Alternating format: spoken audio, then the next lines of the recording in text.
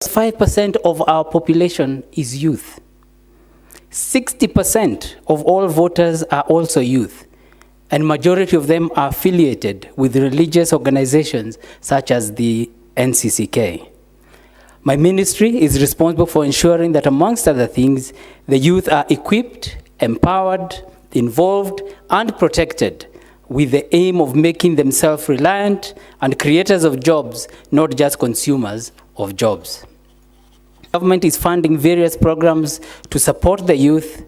There are challenges that only you, the youth, can and must face head-on.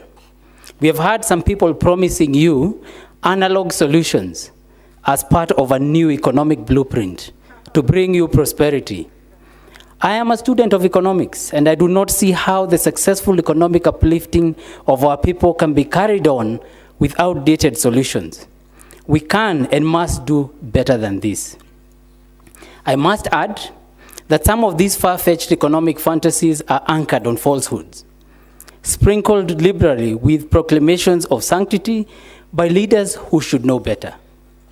I can only pose, where has the church been when some of these falsehoods are being perpetrated, sometimes from the pulpit, by these misleaders? This has already been said earlier by the young people here.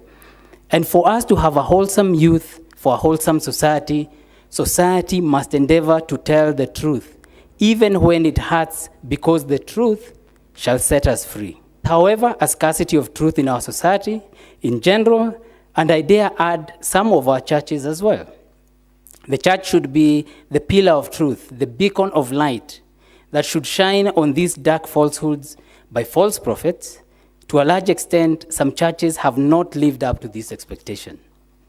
The main problem, as I see it, is that these churches have been silenced by, say, massive donations from politicians who have been gifted with the pulpit to preach the gospel, sometimes of division, and to nudge citizens towards a class war. These Bible-waving politicians have especially targeted the youth because they think wrongly that the youth are gullible and easy to manipulate. Do not be led down the garden path. Do not be lied to. You must expose these peddlers for who they are, snake oil salesmen who will go to any extent to gain political power. You must see beyond the smokescreen and unmask these people who are out to take advantage of you. During the Sermon on the Mount, this is Matthew 7:21, Jesus warned against false prophets, saying, "Not everyone who calls me Lord, Lord, will enter the kingdom of heaven." And similarly, in our society, remember that not everyone who proclaims their religion by shouting from the mountaintops, "Bwana asifiwe," and hallelujahs at every opportunity means well. For some, their actions betray them. It should be for some of these politicians, they should not just proclaim their religious bent, but they should live it through pious actions and deeds, if indeed they are God-fearing people who care for this country.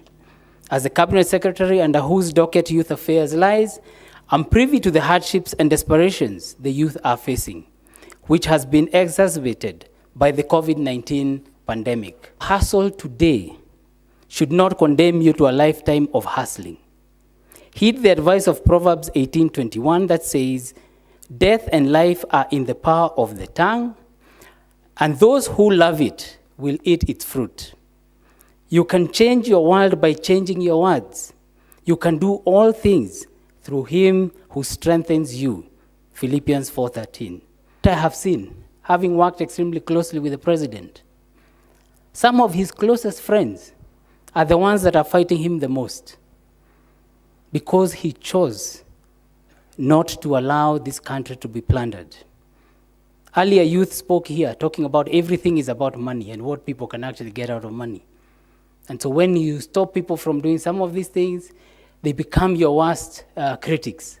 And they want to fight you and they want to stop you from the direction that you're going. But let me say that as a government, we have been making concrete steps to cushion citizens, and in particular the youth, against economic hardships made even worse by the pandemic. We were planning to ameliorate some of these hardships by pledging to shift more resources mashinani through the BBI initiative, but it wasn't to be. Judicial activism took care of that. Yet we saw some leaders fervently thanking God the Father for the adverse court ruling. It is a classic case of not seeing the forest for the trees. They missed the bigger picture because the whole issue was politicized and anchored as a power hunt rather than a noble development initiative that would devolve more funds to the people. That would provide 7 years tax holidays for the new young businesses, 35% to the counties, and so on. In my opinion, what the judiciary has done in dismissing the BBI is to usurp the role of Wanjiku in deciding her fate. They have opted to settle political scores at the expense of the common man. However, despite what happened, the government will not be deterred in doubling its efforts to spur development across the country, and in particular supporting the youth to become the core pillars of our development agenda.